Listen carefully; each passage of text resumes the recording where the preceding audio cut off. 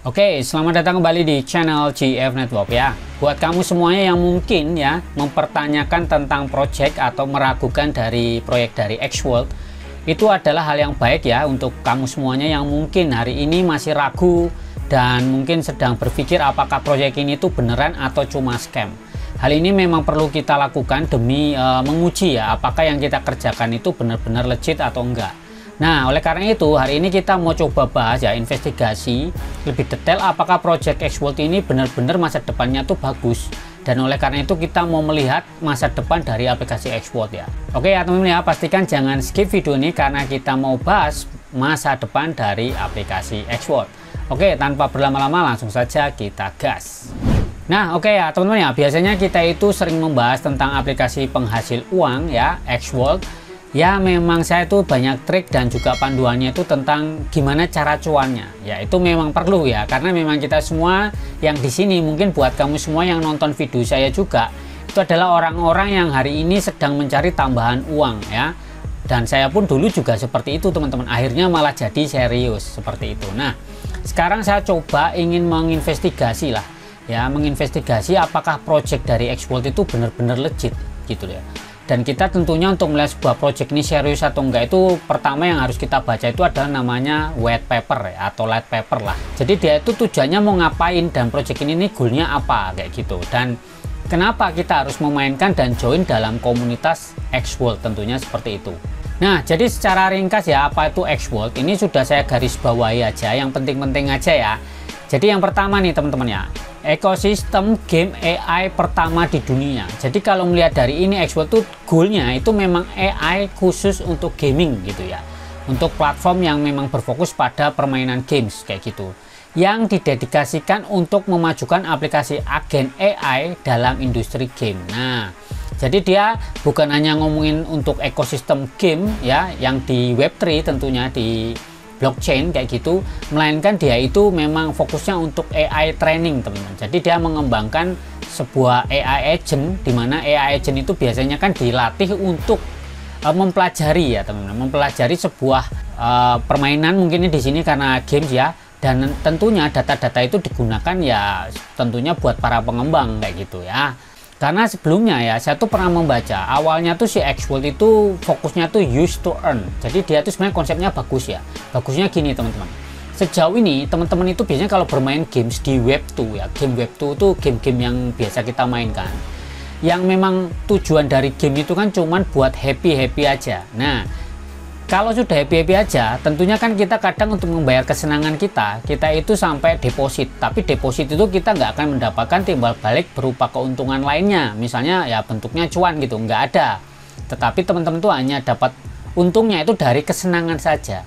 Tetapi bagi kita yang mungkin yang sudah kerja atau yang memang ada kebutuhan, yang tapi hobinya main game, ini Xworld ini menurutku bagus karena dia menjembatani antara Web 2 dan Web 3. Dimana kalau Web 2 itu kita mendapatkan kesenangan dari bermain games, tetapi Web 3 di sini itu ya, si platform Xworld ini itu memonetisasi ya. Jadi menguangkan apa yang sudah kita lakukan gitu di dalam sebuah game misalnya atau aplikasi kayak gitu. Jadi menggunakan aplikasi, tetapi apa yang kita berikan itu berupa waktu dan aktivitas di dalam game kayak gitu, itu bisa menghasilkan juga. Nah ini sebenarnya nilai plusnya tuh di Xworld tuh konsepnya bagus ya, bagusnya tuh kayak gitu. Jadi nggak cuman happy main games, tetapi juga bisa dapat keuntungan ya, tentunya bentuknya ya token gitu, token yang bisa diuangkan kayak gitu.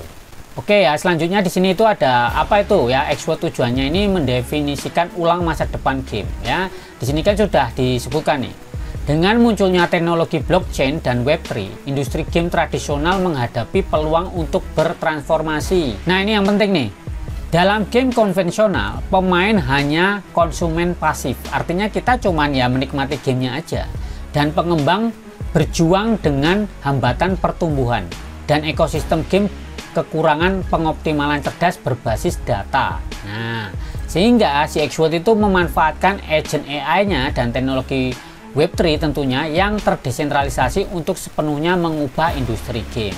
Seperti yang sudah saya bilang tadi itu. Jadi awalnya kita pasif, sekarang kita ini sebagai player ya atau gamer kayak gitu, itu juga bisa ikut aktif di dalam pengembangan ekosistem di dalam sebuah platform game misalnya kayak gitu. Dan untungnya bagi si pengembang apa? kok menggunakan Xvault?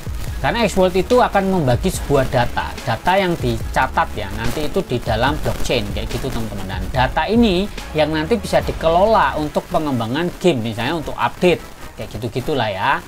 Oke, selanjutnya di visi dan misi ya teman-teman bisa baca sendiri. Jadi jelas ya, dia itu ingin menjadi AI Web3 terkemuka di dunia ya, melalui teknologi AI agent kayak gitulah ya. Ini seperti itu. Nah, kemudian ini model bisnis berkelanjutan. Ini yang menjadi jualannya si Xvault nih. Sejak meluncurnya ekosistem Xvault pada tahun 2023 ya, kami telah mencapai tonggak penting nih. Jadi sudah ada 10 juta unduhan dan kemitraan dengan 200 pengembang game ya, developer, dan pendapatan tahunan ini lebih dari 22 juta US dollar ya di tahun 2024, dan akumulasi sekitar 2 miliar terekam data game. Nah, jadi Xvault itu kalau saya lihat memang jualan data teman-teman. Nah, tapi teman-teman pasti bertanya, waduh, berarti data aku ini dijual dong. Nah, ini nanti kita akan jelaskan teman-teman, data apa yang dijual oleh si Xvault itu ke beberapa pengembang games. Nanti kita akan jelaskan. Di sini ya teman-teman ya. Nah, ini ya proposisi nilai inti. Jadi proposisi nilai intinya adalah siapapun dapat membuat agent AI dan ikut membangun ekonomi AI. Artinya ini dua arah ya, baik pengembang dan juga konsumen kita ini sebagai player kayak gitu. Nah, di sini yang paling penting nih ya. Jadi kan problemnya mengembangkan AI agent itu nggak gampang teman-teman ya. Artinya butuh biaya untuk programming lah, bikin AI baru gitu tuh butuh modal kayak gitu. Nah, dibanding pusing-pusing para pengembang game itu, dia berkolaborasi dengan Xvault ya. Ya ceritanya dia membayar Xvault lah gitu untuk meminta data gitu. Misalnya dia punya games gitu kan. Nah, nanti di sini nih pengembang itu nggak usah pusing-pusing ya bikin AI agent, artinya sudah disiapin oleh si Xvault. Jadi dia tinggal masuk aja kebutuhannya apa, nanti AI agentnya Xvault itu akan menyesuaikan dari kebutuhan pengembang game ya, seperti itu. Terus penciptaan dan pembagian nilai bersama, artinya ekonomi berbasis token ya, memastikan imbalan yang adil bagi pencipta nilai dalam ekosistem. Terus interpolasi lintas permainan ya, artinya tuh biasanya game itu kan kita ya sebagai developer games ya, kebetulan saya dulu pernah punya game juga, itu kesulitan kadang untuk melihat maunya dari para player ya, atau melihat persaingan antar developer itu kan sulit teman-teman ya. Yang sana udah update apa nih, yang sini sudah update apa. Nah, kita biar menarik tetap biar dapat player tuh gimana. Nah, itu perlu banget untuk mendapatkan data seperti itu. Nah, kemudian kepemilikan dan monetisasi data.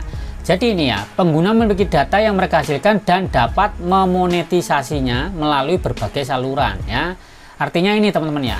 Jadi data apa yang sebenarnya dibaca atau dijual oleh si Xvault itu sebenarnya data adalah perilaku ya, perilaku teman. Jadi bukan data KTP, data kartu keluarga kayak gitu-gitu, atau data pinjaman bank, itu enggak. Tetapi lebih ke data teman-teman itu ketika mengakses sebuah aplikasi. Nah, kalau teman-teman perhatikan ketika bermain Xvault, teman-teman itu kan ketika main games yang di Android, dia itu mesti meminta akses untuk menjalankan aplikasi Xvault itu di atas aplikasi yang sedang kita jalankan. Nah, itu sebenarnya dia sedang merekam perilaku kita seperti itu. Selanjutnya si Xvault itu sedang memiliki jaringan sendiri ya. Kalau teman-teman perhatikan kan ada jaringan macam-macam ya. Jaringan tuh ada ya, kalau kita tahu ya ada Bitcoin punya network sendiri, Ethereum, Solana, itu kan memang layer-layer one yang berfungsi untuk ya mungkin untuk sebuah apa ya, governance atau tata kelola ya, yang macam-macam lah, itu yang untuk layer-layer utama kayak gitu. Nah, mungkin Xvault ini boleh dibilang akan jadi di jaringan layer 2 mungkin ya, kurang lebih layer 2 kayak gitu. Jadi dia akan berjalan di atas layer utama. Saya nggak ngerti ke depan apakah dia punya jaringan sendiri layer 1, tapi menurutku kemungkinan kayak layer 2 atau set network ya. Jadi kayak Polygon. Nah, Polygon itu kan sebenarnya layer 2 Ethereum teman-teman ya. Tetapi sebenarnya bukan layer 2 sih tepatnya, tapi dia itu set layer. Artinya dia itu berjalan di sampingnya si Ethereum kayak gitu. Tapi tetap berpengaruh sama layer 1-nya, yaitu si Ethereum kayak gitu. Nah, mungkin si Xvault juga seperti itu. Bisa aja dia akan berjalan di jaringannya Ethereum, atau bisa juga di jaringannya BSC, Binance Smart Chain kayak gitu ya, punyanya Binance kayak gitu. Nah, dia punya protokol data game DNA yang dia mau jual ya. Jadi apa aja nih jaringan agent AI untuk ekosistem game fungsinya ya. Jadi si agen yang ditingkatkan perilakunya. Jadi pembelajaran mendalam mengadopsi strategi pemain untuk aplikasi lintas permainan ya. Terus kemudian agen kolaborasi kreatif. Nah, misal nih teman-teman, ada sebuah game strategi MOBA kayak gitu ya, tipenya MOBA kayak gitu. Nah, dia pengen mengadopsi beberapa fitur ya yang ada di game tipe FPS, nah, first person shooter ya, misalnya kayak gitu. Nah, dia gimana, apa aja yang ada di game FPS itu yang bisa dimasukkan ke dalam game MOBA. Nah, cara bacanya gimana ya? Tentu pakai data kan, data yang di FPS itu, misalnya player-player FPS itu sukanya gimana, karakternya orangnya kayak gimana, modelannya kayak apa, terus yang paling laris apa, kayak gitu-gitulah. Kemudian coba dimasukkan ke game yang yang bergenre MOBA, misalnya kayak gitulah, tipe-tipe MOBA kayak gitu. Nah, itulah fungsinya dari si agent itu, dia merekam ya perilaku kita, kemudian untuk diberikan ke pengembang game. Misalnya pengembang game, aku ini pengen bikin game gitu, nah aku mau lihat nih game-game yang sudah terkenal gitu, nah itu dibaca perilaku dari penggunanya. Nah, kemudian di sini apa sih untungnya untuk pemain ya? Pemain itu seperti kita ini ya, misalnya nih AI Training Sandbox ya, tukar data permainan dengan token dan gunakan untuk melatih model AI.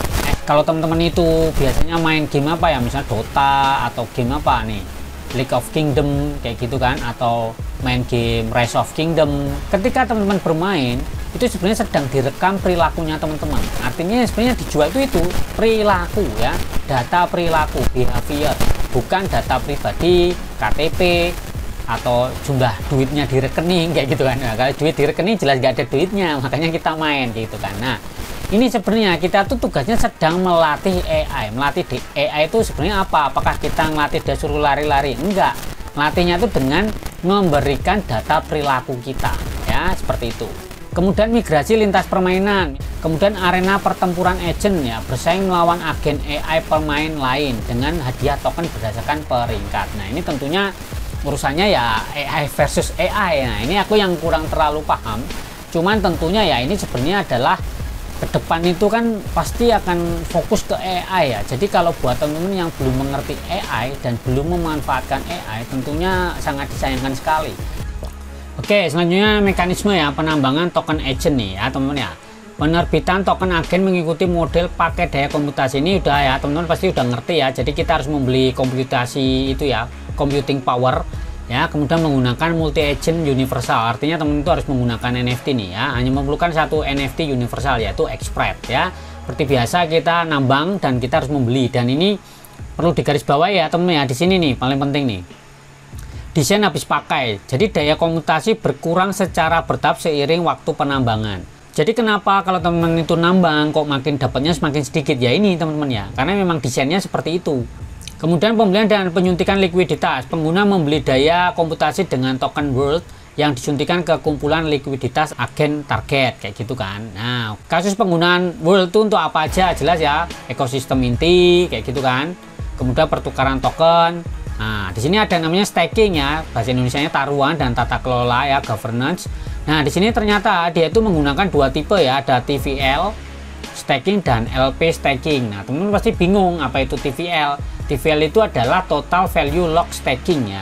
Jadi pasang taruhan world untuk menerima imbalan pembagian biaya platform. Nah, jadi teman-teman tuh bisa mendapatkan imbalan ya, yang token-token kita terima itulah ya. Kemudian ada LP staking. LP staking itu liquidity pool staking ya. Jadi menyediakan likuiditas untuk pasangan perdagangan token, misalnya world per agent. Jadi makanya harga token agent itu disetarakan dengan world ya, bukan dengan USDT, tetapi harganya itu adalah world per agent kayak gitu. Makanya mendapatkan biaya transaksi ya, ini dapat biaya transaksinya tuh 0,3% ya, seperti itu teman-teman. Kemudian pemungutan suara tata kelola. Nah, teman-teman perlu perhatikan ini ya. Pengguna dapat menukar token agent dengan world dengan nilai tukar waktu nyata. Artinya jual belinya itu menggunakan ya tergantung grafiknya itu ya, tergantung harga market. Kemudian biaya world sebesar 1% dipotong selama pertukaran. Nah, kenapa itu dipotong ya? Menurutku ini fee ya. Jadi cuannya Xworld itu mungkin ngambilnya dari sini teman-teman, dari biaya transaksi itulah ya. Kemudian di sini juga ada setiap transaksi itu ada biaya transaksi 0,3%. Nah, kemudian di sini nih teman-teman ya, mekanisme defliasi nih, pembakaran biaya transaksi. Jadi 30% dari semua biaya transaksi on-chain. Misalnya pertukaran token agent dan perdagangan NFT dibakar untuk mengurangi pasokan world. Jadi bagus sih kalau ada sistem burning kayak gini. Kenapa? Kalau nggak ada sistem burning kayak gini, nanti supply dari world itu akan melimpah. Nah, ketika melimpah, tentunya itu akan menjadikan harganya turun teman-teman ya. Jadi token world ini atau koin world ini nggak ada gunanya gitu, karena nggak ada harganya. Oleh karena itu perlulah ada namanya burning kayak gini. Ini menurutku bagus juga ya.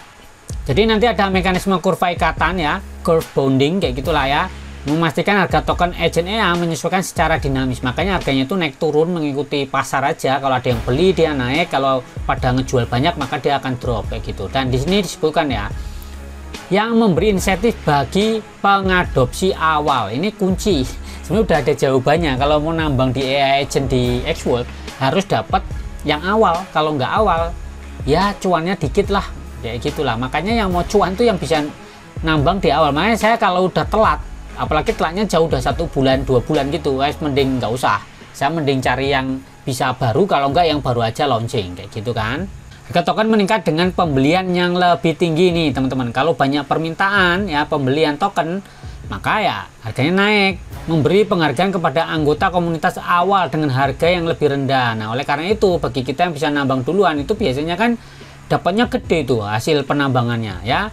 Sebagian dana transaksi secara otomatis masuk ke kumpulan likuiditas yang menjamin stabilitas harga ya gitu kan. Terus kemudian perintah jual mengikuti kurva ikatan ya, ini aku kurang paham maksudnya gimana. Intinya dia punya sistem yang intinya mencegah penurunan harga tajam akibat aksi jual besar-besaran. Ini memang perlu di stop ya, karena kalau bisa ngejual semua tokennya tuh seketika, wah hancur tuh, pada kapok lah nanti nambang ya, seperti itu. Dan sekarang kita perlu mengetahui ya masa depan dari aplikasi XWorld ini apakah layak dimainkan atau enggak. Dan ini sebagai kunci buat teman-teman semuanya yang mungkin ya masih ragu dengan XWorld. Apakah masa depannya itu cerah atau madesu, masa depan suram ya. Kita cek aja. Penting sekali buat teman-teman semuanya untuk mengerti namanya roadmap atau peta jalan. Ini saya coba temukan ya di sini tadi ya.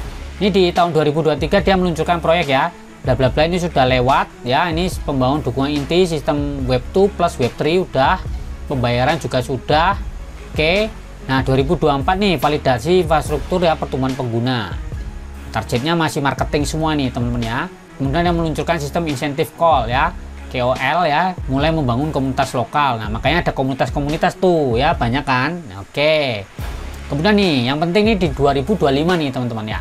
Peluncuran protokol dan infrastruktur distribusi AI. Nah, ini sedang berjalan saat ini teman-teman ya. Dia menerbitkan strategi konten berbasis AI dan white paper diperbarui. Ya, ini white paper yang diperbarui itu yang sedang kita baca. Kemudian prototype agent generasi pertama inkubasi ya yang sedang kita lakukan nih ya. Modul pad mining telah rilis. Jadi kan sudah juga kan padnya bisa mining ya. Terus kemudian meluncurkan beta internal XWorld Launchpad. Nah, Launchpad tuh kayak semacam apa ya? Kayak ya AI agent itu yang mau launching itu sebenarnya di Launchpad kayak gitu ya. Konsepnya seperti itulah. Aku bingung jelasinnya gimana ya. Kurang lebih kayak gitu ya.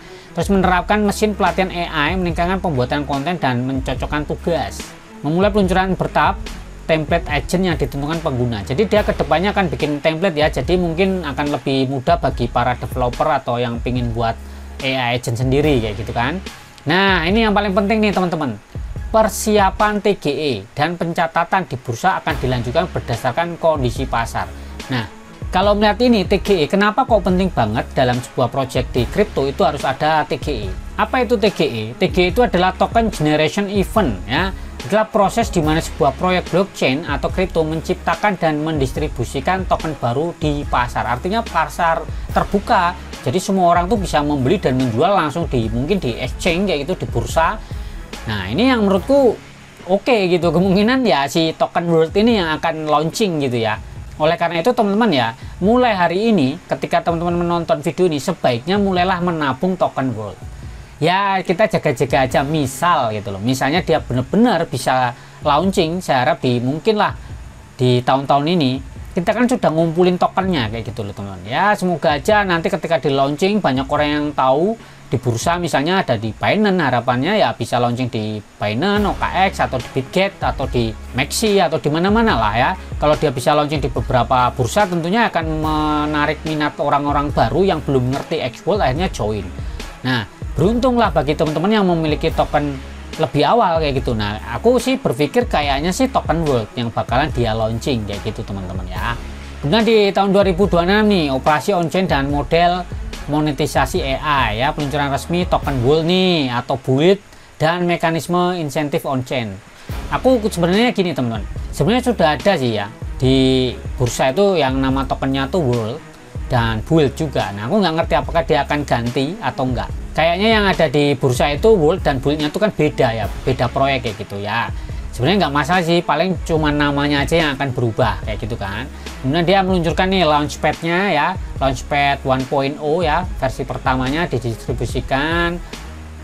Platform pengiklan mendukung penerapan kampanye analitik dan evaluasi ROI ya. Kemudian pengguna dapat membuat tugas khusus ya untuk menerapkan modul agent dan dipersonalisasi. Nah, ini target dia ya, pendapatannya sekian, terus pembentukan jaringan kolaborasi tugas AI. Nah, ininya udah mulai apa ya, sudah mulai ini targetnya makin besar sih kayak gitu ya. Teman-teman bisa baca sendiri, nanti tak berikan linknya kalau mau baca-baca sendiri juga ya. Tapi konsepnya sih sebenarnya masih dalam dunia gaming ya, teman-teman, nggak jauh dari gaming dan AI, kurang lebih seperti itu ya. Nah, jadi sekarang kalau teman-teman setelah melihat video saya ini, gimana menurut teman-teman ya, pendapatnya gimana, apakah yakin atau enggak? Karena menurutku ya, keberhasilan dari sebuah project itu adalah komunitas.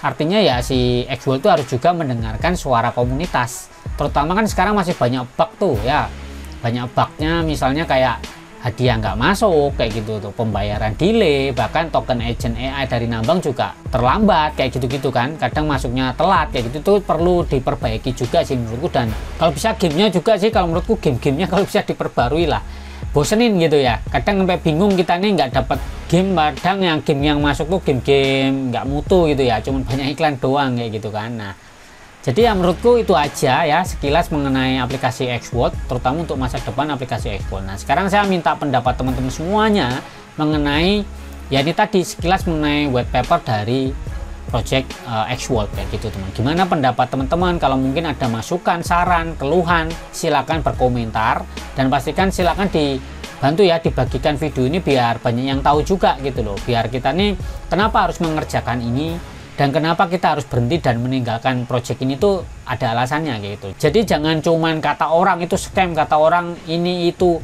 Saya tuh males kayak gitu-gitu. Saya lebih suka apapun itu saya tes sendiri. Kalaupun rugi ya udah siap rugi. Namanya juga gambling juga di sini teman-teman ya.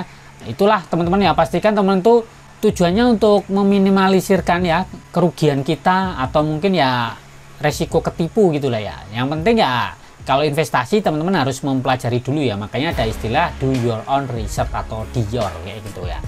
Oke teman-teman ya, semoga informasi ini membantu kita untuk memahami project dari Xworld, dan semoga ini ada manfaatnya buat teman-teman semua. Apakah yakin atau enggak, semua kembali ke teman-teman. Saya tidak pernah meminta teman-teman untuk terus main di sini juga enggak, silakan saja. Tetapi sejauh saya bermain di aplikasi Xworld, memang saya sudah menghasilkan cukup banyak, dan saya berusaha untuk memanfaatkan semua fiturnya yang ada selama itu masih bisa menghasilkan kayak gitu teman-teman. Nah, saya harap ini membantu teman-teman semuanya, dan saya pikir ya cukup sekian dan terima kasih. Oke, selamat malam dan ciao.